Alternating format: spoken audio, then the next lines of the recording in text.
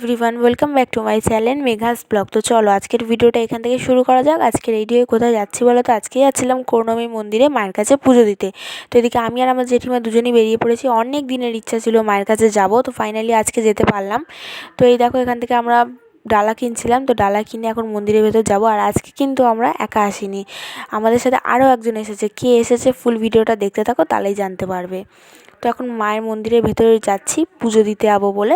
তো এখানে জুতোটা রেখে এখন মন্দিরের ভেতর ঢুকবো। তো ওখানে ক্যামেরা অ্যালাউ নেই বলে তোমাদের মায়ের মুখটা আমি দেখাতে পারলাম না। আর সেদিনকার খুব সুন্দর করে কাছ থেকে একদম মাকে পুজো দিয়েছিলাম। আর আমরা গেছিলাম শনিবার দিনকারে, তেমন একটা ভিড়ও নেই ভেতরে, দেখতেই পাচ্ছ তোমরা।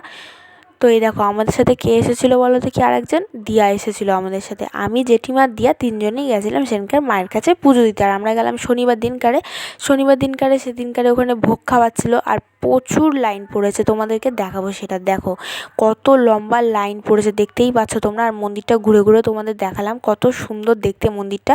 তো এদিকে আমরা যাচ্ছিলাম ধূপকাঠি মোমবাতি জ্বালাতে, যেহেতু মন্দিরের ভেতরে জ্বালানোর অ্যালাউ নেই, তাই কারণে আমরা বাইরেটা জ্বালাচ্ছিলাম। আর প্রত্যেকটা ফুলই দেখো কী সুন্দর, জবা ফুলগুলো প্রত্যেকটা কালার সুন্দর, প্রত্যেকটা জবা কী বড় বড়।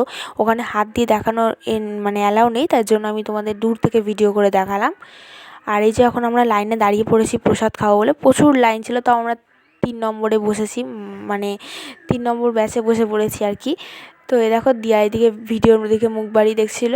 তো এদিকে মাম্পাকে আমার জেঠিমাকে আর কি লাইনে দাঁড় করিয়ে রেখে, তো এদিকে আমরা বললাম চল একটুখানি শিব মন্দিরগুলো ঘুরে ঘুরে দেখি আর একটু ভিডিও বানিয়ে নিই। প্রত্যেকটা মন্দিরে বাবার কাছে গিয়ে নমস্কার করে একটু ভিডিও করে নিয়েছিলাম, আর সেগুলো তোমাদের সাথে শেয়ার করলাম। বাবাকে কেমন লাগছে অতি অবশ্যই কিন্তু জানিও, হর হর মহাদেব বলে যেও কমেন্ট বক্সে।